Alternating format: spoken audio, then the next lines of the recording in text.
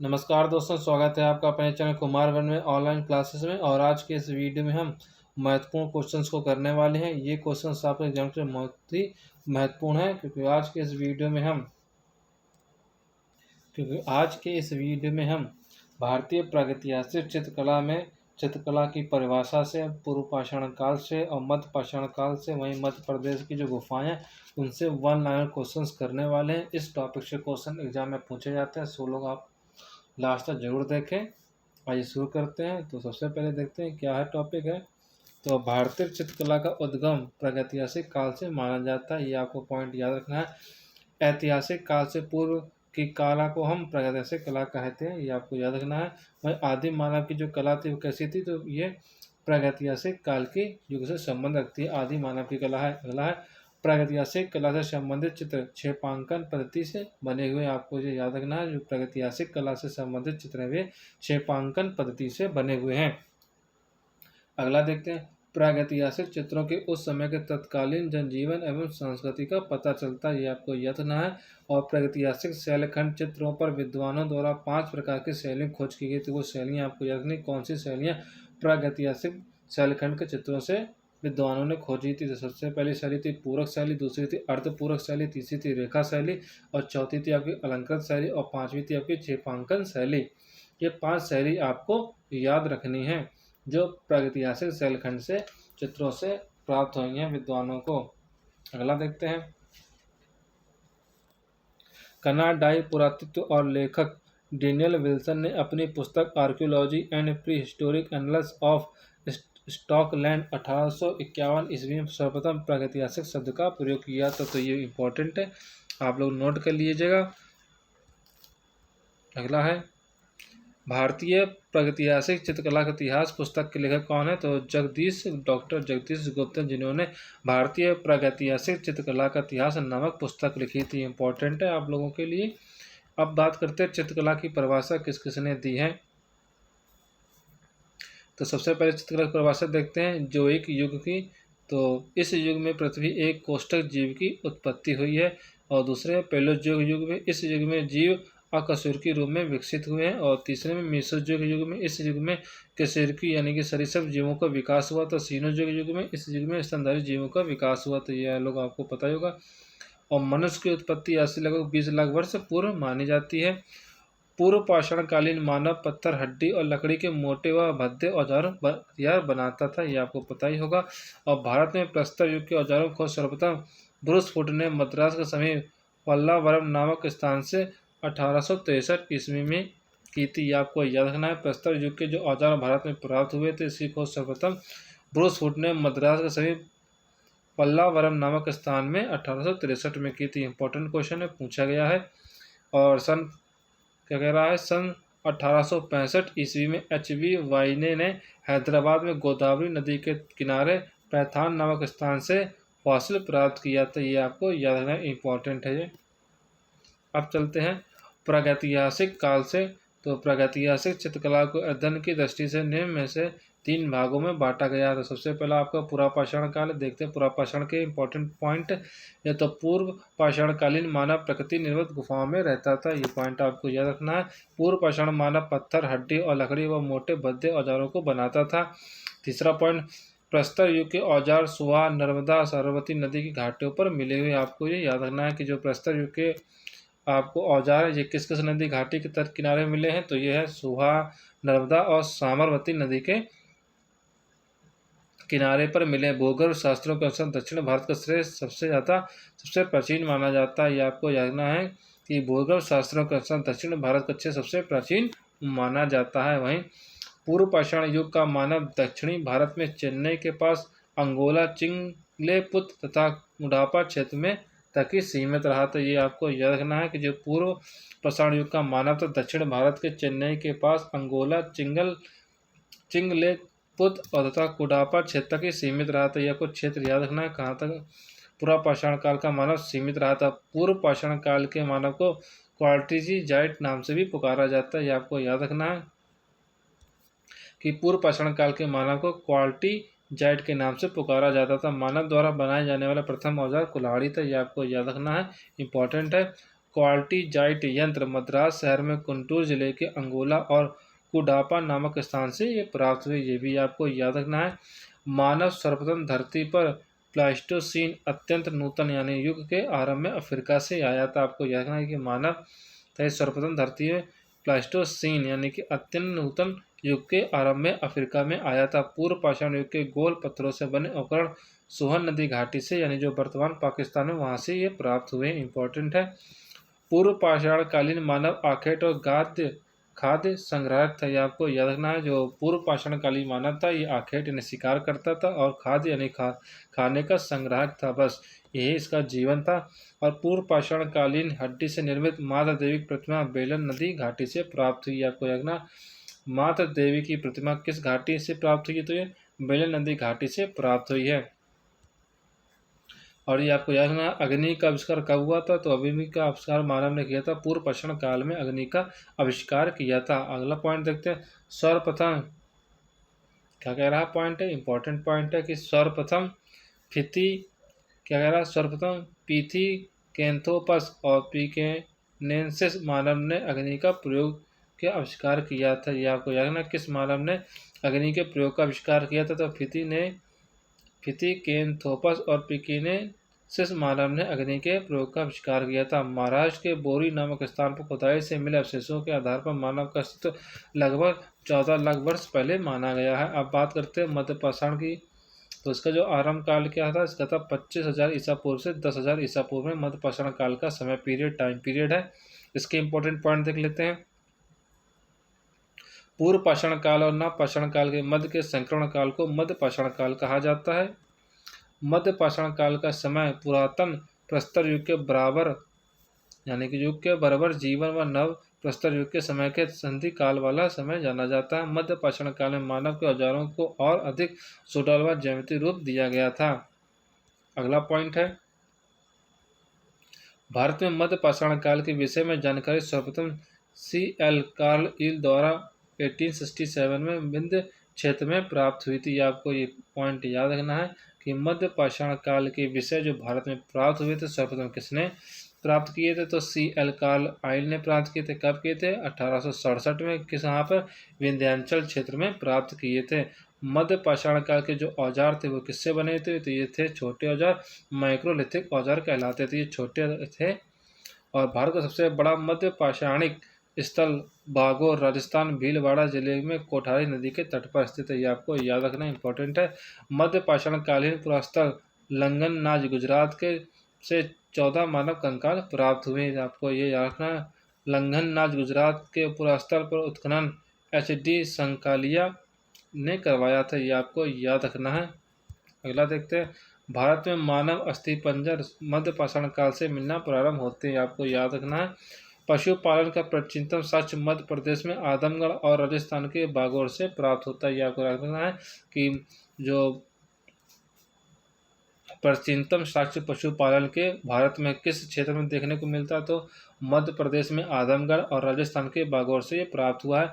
मानव के अस्थि पंजर का पहला अवशेष प्रतापगढ़ उत्तर प्रदेश के सायनहर और महलदा से प्राप्त हुआ है, ये आपको याद रखना है। और उत्तर पाषाण काल, ये नव पाषाण काल देखते हैं, तो भारत में नव पाषाण काल से संबंधित पुरातत्व खोज की थी डॉक्टर प्राइम रोज ने इसका खोज की प्रारंभ की थी। और भारतीय उपमहाद्वीप में नव पाषाण कालीन सबसे प्राचीन बस्ती मेहरगढ़ जो पाकिस्तान के बलूचिस्तान प्रांत में प्राप्त हुई, आपको ये याद रखना है कि भारतीय उपमहाद्वीप में नव पाषाण कालीन की सबसे प्राचीन बस्ती कौन है, वो मेहरगढ़ है, जो वर्तमान समय में पाकिस्तान के बलूचिस्तान प्रांत में है, ये आपको याद रखना है। अगला है, नव पाषाण कालीन मानव घर्षित पॉलिशदार पत्थर से बने हथियारों का प्रयोग करता था, आपको याद रखना है कि किस युग का मानव अपने हथियारों में पॉलिशदार हथियार का प्रयोग करता था, तो वो था नव पाषाण कालीन का मानव। नव पाषाण कालीन हथियारों में सर्वाधिक प्रयोग पत्थर की कुल्हाड़ी थी, इसका प्रयोग किया जाता था, आपको ये याद रखना, कुल्हाड़ी का प्रयोग नव पाषाण कालीन के मानव करते थे। और नव पाषाण काल के मानव सर्वप्रथम स्थायी रूप में बसना प्रारंभ कर दिया था। नव पाषाण युग प्राचीनतम बस्ती मेहरगढ़ प्राप्त हुई, आपको याद रखना है। और उत्तर भारतीय नव पाषाण का संस्कृत केंद्र था गारतावास या गड्ढा घर, जिसको हम बुर्ज होम के नाम से जानते हैं, या गुफराल काल से भी यह प्राप्त हुआ है। पहिए का आविष्कार नवपाषाण काल में हुआ, तो आपको ये याद रखना इंपॉर्टेंट है कि पहिए का आविष्कार किस काल में हुआ, तो ये नवपाषाण काल में हुआ है।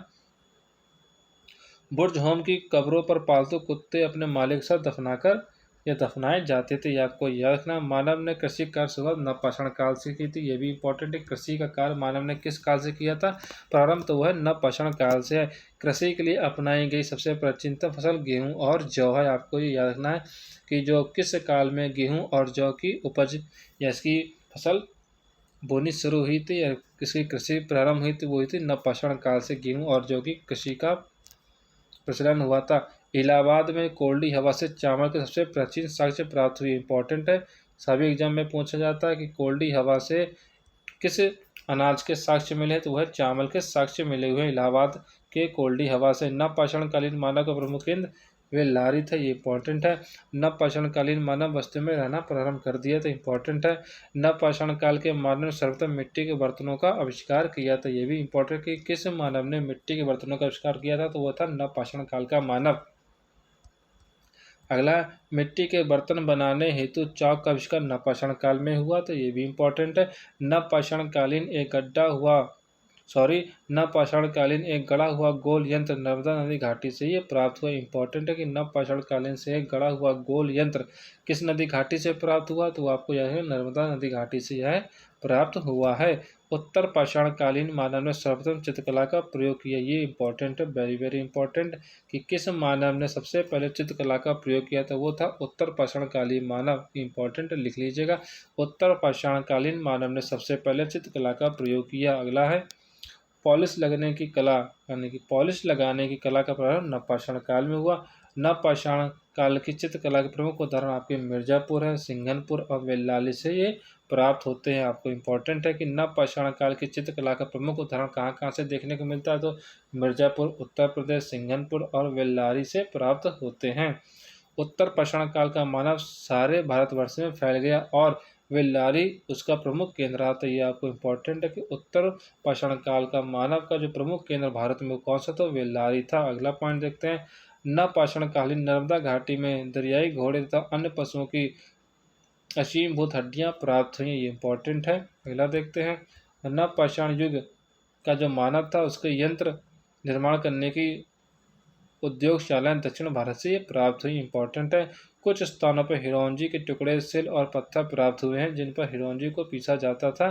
और ज्यामितीय अमूर्त कला का विकास नवपाषाण काल में, इंपॉर्टेंट है, पूछा जा सकता है कि ज्यामितीय अमूर्त कला का विकास किस काल में हुआ था, तो इसका जो विकास हुआ था या इसका जो कला का विकास हुआ था, ये नवपाषाण काल में इसका विकास हुआ था। बहुत ही इंपॉर्टेंट क्वेश्चन है।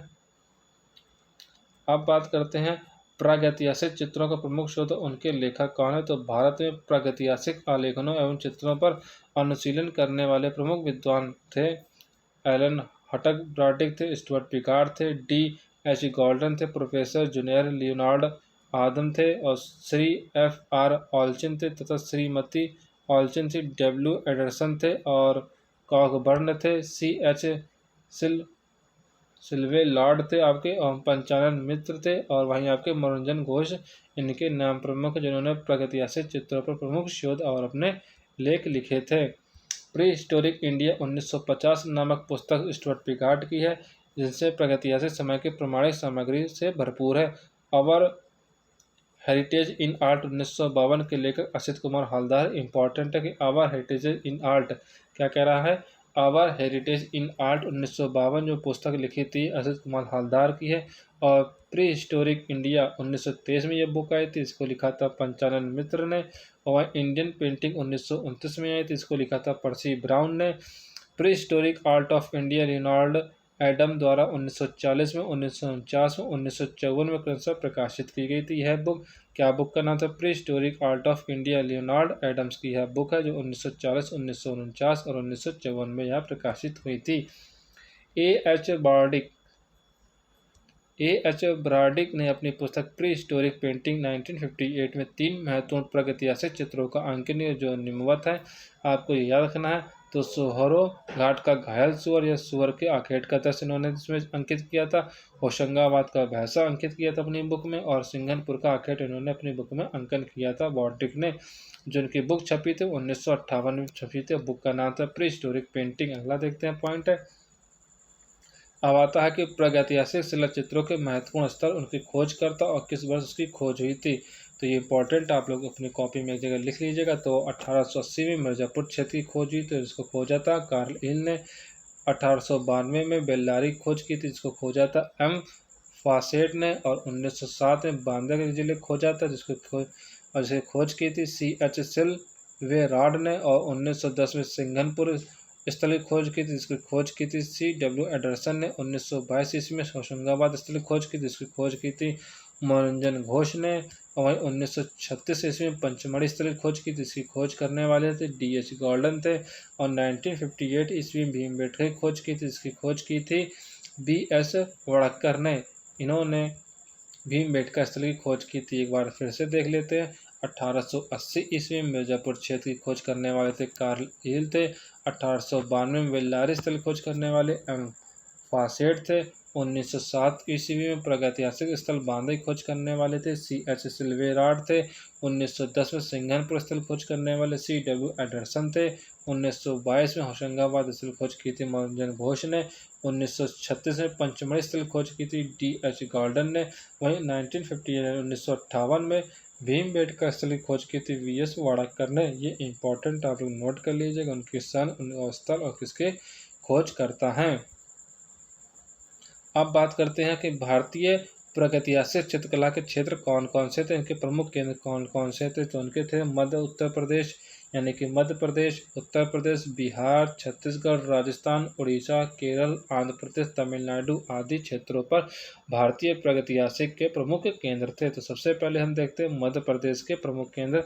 मध्य प्रदेश के कौन कौन से क्षेत्र थे जो प्रागैतिहासिक चित्रकला के प्रमुख केंद्र थे। तो इसमें आपका पंचमढ़ी है, पहाड़गढ़, भीमबेटका है, रायगढ़ था जो वर्तमान छत्तीसगढ़ में, मंदसौर था, होशंगाबाद, आजमगढ़, भोपाल, ग्वालियर, रायसेन आदि क्षेत्रों से प्रागैतिहासिक चित्र प्राप्त हुए हैं। ये सभी आपके मध्य प्रदेश में स्थित है, केवल रायगढ़ छोड़कर जो वर्तमान छत्तीसगढ़ में है। आइए हम उन पर एक एक करके बात करते हैं। सबसे पहले पंचमढ़ी की बात करते हैं कि पंचमढ़ी के इंपॉर्टेंट पॉइंट देख लेते हैं। पंचमढ़ी से क्वेश्चन आपके एग्जाम में पूछे जाते हैं। तो सबसे पहले देखते हैं पंचमढ़ी की गुफाएं महादेव पर्वत पर स्थित है, ये इंपॉर्टेंट है, पूछा जाता है। पंचमढ़ी खोज सर्वप्रथम डॉक्टर G.R. हंटर ने 1932 की थी। ये आपको याद रखना है कि पंचमढ़ी खोज किसने की थी। तो पंचमढ़ी की खोज करता थे डॉक्टर G.R. हंटर, और कब की थी, 1932 की थी। इंपॉर्टेंट पॉइंट है। पंचमढ़ी के चित्रों को प्रकाश में लाने के लिए किसको जाता है, तो D.H. गॉर्डन को जाता है, ये भी इंपॉर्टेंट है। और इसके जो चित्र बने थे इसमें इसको प्रकाश लाने के लिए जाता है D.H. गॉर्डन को, जिसकी खोज की थी डॉक्टर G.R. हंटर ने 1932। दोनों ही अलग अलग पॉइंट है, याद कर लीजिएगा। पंचमढ़ी के चित्रों को स्पेन के अल्टामीरा के समक्ष माना जाता है, इंपॉर्टेंट है। पूछा जाता है कि भारतीय प्रागैतिहासिक चित्र जो शिला चित्र प्राप्त हुए हैं वो स्पेन की जो अल्टामीरा की गुफा चित्र है, वो किस गुफा से तुलना की जाती है भारत के प्रागैतिहासिक चित्रों से। तो वो आपकी पंचमढ़ी है। पंचमढ़ी में कुल कितनी गुफाएं हैं, तो पंचमढ़ी में कुल 50 गुफाएं, इंपॉर्टेंट आप लोग याद कर लीजिएगा। और पंचमढ़ी के चित्र कौन कौन से देख लेते हैं। तो पंचमढ़ी की जो प्रमुख चित्र वह आखेट के लिए प्रस्थान करते, शहद एकत्रित करते, घुड़सवार योद्धा, वाद्य यंत्रों को बजाते हुए वादक और शस्त्रधारी सैनिक, ये आपके पंचमढ़ी के प्रमुख चित्र हैं। आप लोग ये नोट कर लीजिएगा, बहुत ही इंपॉर्टेंट टॉपिक है ये देखिए इस तरह के चित्र हैं। ये पंचमढ़ी में जम्बूद्वीप नृत्य वादन करते हुए हैं, और ये आपका है पंचमढ़ी शहद एकत्रित करते हुए, सितार वादक तथा गंधर्व मुख देवता का चित्र पंचमढ़ी के लश्करिया खोज से प्राप्त हुआ, इंपॉर्टेंट है, आपको ये याद कर लेना। सशस्त्र युद्धों के दृश्य पंचमढ़ी से प्राप्त हुए, ये भी इंपॉर्टेंट। सबसे अधिक धनुर्विद्या यानी पंचमढ़ी से ही प्राप्त हुई है। महादेव पर्वत श्रृंखला में अवस्थित इमली खो से श्यामर के आखेट का दृश्य आपको मिलता है, ये भी इंपॉर्टेंट है। पंचमढ़ी के भाड़ा देव गुफा की छत पर शेर के आखेट का दृश्य मिलता है, ये भी इंपॉर्टेंट है, नोट कर लीजिएगा। और महादेव बाजार गुफा में विशालकाय बकरी का चित्र प्राप्त हुआ, इंपॉर्टेंट है ये पॉइंट। पंचमढ़ी के प्रागैतिहासिक चित्रों को और किस नाम से जाना जाता है, पुतरी के नाम से भी इसको कहा जाता है। पंचमढ़ी की अन्य गुफाएं जहाँ पर चित्रित शिला आश्रय प्राप्त हुए वह लश्करिया खो, नींबू भोज और बनिया बेरी से प्राप्त हुए हैं। पंचमढ़ी में चित्र प्रायः 3 श्रेणियों में दिखाई देते हैं। पहले स्तर के चित्र जो हैं तख्तीनुमा होते, फिर वह डमरूनुमा मानव आकृतियां बनाए जिसके लिए शारीरिक गठन को लहरदार रेखाओं द्वारा दिखाया गया है। दूसरे स्तर के चित्र में केवल अहेरिया यानी शिकारी के रूप में अभिव्यंजित है। वहीं तीसरे स्तर पर जो स्वाभाविक जान पड़ते हैं ये घरेलू जीवन पर, जनजीवन या सामाजिक जीवन से संबंध रखते हैं। कांटेदार शाही का चित्र जम्बूद्वीप से प्राप्त हुआ, इंपॉर्टेंट है। नृत्य वादन करते हुए 2 मनुष्यों का चित्रण जम्बूद्वीप गुफा से प्राप्त हुआ, ये भी इंपॉर्टेंट है। पंचमढ़ी क्षेत्र में एक उत्कृष्ट चित्र परिवार के मध्य तंतु वादन का प्राप्त हुआ, ये भी चित्र यहाँ से प्राप्त हुआ, इंपॉर्टेंट है। पंचमढ़ी क्षेत्र से कुछ वानर क्रीड़ा के सुंदर दृश्य प्राप्त होते हैं, ये भी इंपॉर्टेंट है। बनिया बेरी क्षेत्र पंचमढ़ी से सफ़ेद पूरक शैली में बना एक चित्र मिला है जिसमें वानर समूह के साथ मधुमक्खी का छत्ता बनाया गया है, इंपॉर्टेंट है। और पंचमढ़ी क्षेत्र के मोंटे रोजा से शहद इकट्ठा करते हुए मनुष्य का चित्र तथा पारिवारिक जीवन का चित्रण भी किया गया है, बहुत ही इंपॉर्टेंट पॉइंट है ये, आप लोग नोट कर लीजिएगा। और स्वास्तिक पूजा का श्रेष्ठ चित्र यहाँ पे ही आपको देखने को मिलता है पंचमढ़ी के बनिया बेरी की गुफा से। और आश्वरूढ़ व अश्वारूढ़ तथा महिषारूढ़ सैनिकों के युद्ध का चित्रण बोरी गुफा से प्राप्त होता है। भारत में सबसे ज़्यादा चित्र मध्य प्रदेश के पंचमढ़ी से प्राप्त हुए हैं। वहीं प्रागैतिहासिक पुस्तक the rock painting of Mahadev hills के लेखक डॉक्टर D.H. गॉल्डन, ये इंपॉर्टेंट आपको याद रखना है। The rock painting of Mahadev hills के लेखक डॉक्टर D.H. गॉल्डन है। अगला देखते हैं पहाड़गढ़ के बारे में इंपॉर्टेंट पॉइंट। तो ये है ग्वालियर से 150 किलोमीटर दूर मोरेना जिले के पहाड़गढ़ के निकट आशान नदी के तट पर एक घाटी में लगभग 10,000 ईसा पूर्व से लेकर 100 वर्ष पूर्व के मध्य की गुफाएं या शिलाचित्र प्राप्त होते हैं। 1500 वर्ग में फैली ये गुफाएं मधुमक्खियों के छत्तों से भरी हुई हैं।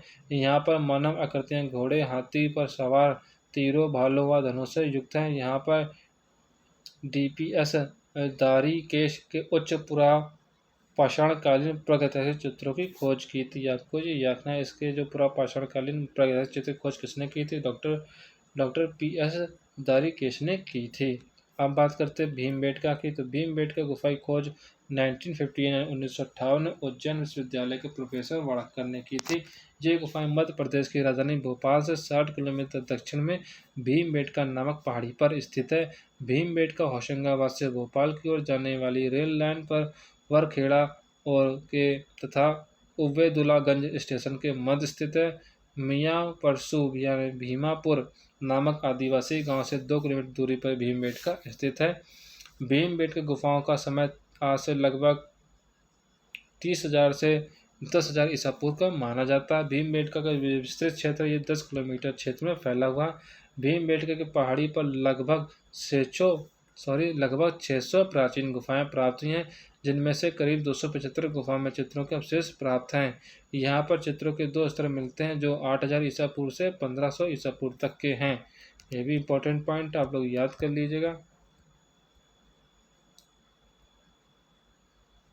पहले स्तर के चित्र क्या है? तो पहले स्तर के चित्र इस स्तर के चित्रों पर शिकार, नृत्य, हिरण, बारहसिंगा, सुअर, रीछ, जंगली भैंसे, घोड़े, हाथी एवं अश्वधारी घुड़सवार हैं। वहीं दूसरे स्तर के जो चित्र है इस स्तर के चित्रों में मानव को जानवर के साथ अंतरंग मित्र के रूप में दिखाया गया है। यहाँ पर आखेट, कृषक, ग्वाले आदि चित्रित है। भीमबेटका जो है मध्य प्रदेश के रायसेन जिले में स्थित है।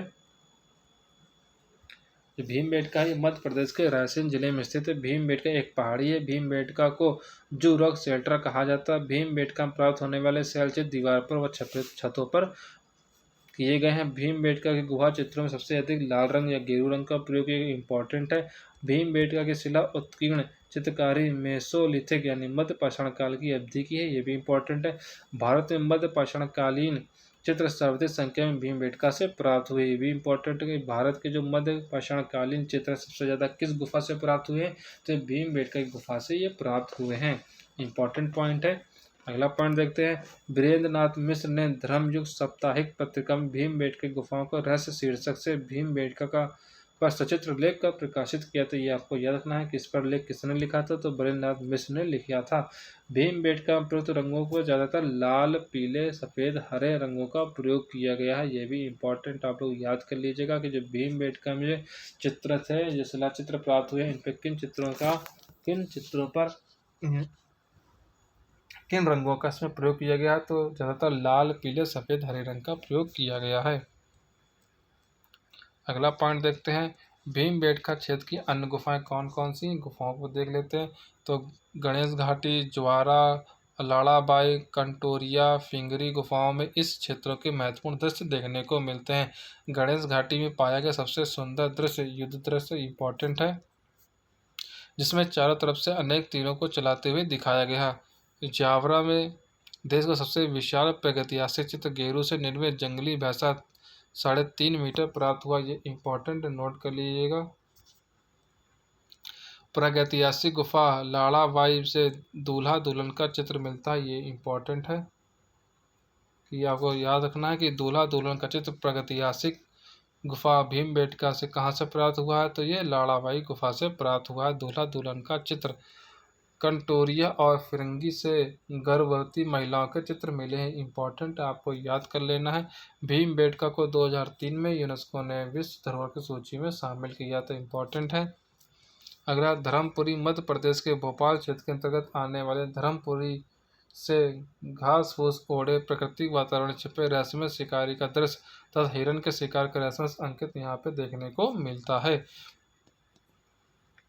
अगला भीमबेटका प्रयुक्त रंगों को विभिन्न शैलों, खनिजों, वनस्पतियों से प्राप्त पदार्थों से बनाया जाता था। गेरू रंग का प्रयोग लाल रंग के लिए होता था, हरे रंग के लिए कलसेडोनी का प्रयोग नमक पत्थर पर तथा सफ़ेद रंग का चूने पत्थर पर प्रयोग किया जाता था। इम्पोर्टेंट है। अब बात करते हैं रायगढ़ की है। तो रायगढ़ यह छत्तीसगढ़ का प्रमुख जनपद है। यहाँ पर भी प्रागैतिहासिक चित्र आपको प्राप्त मिलते हैं, देखने को मिलते हैं।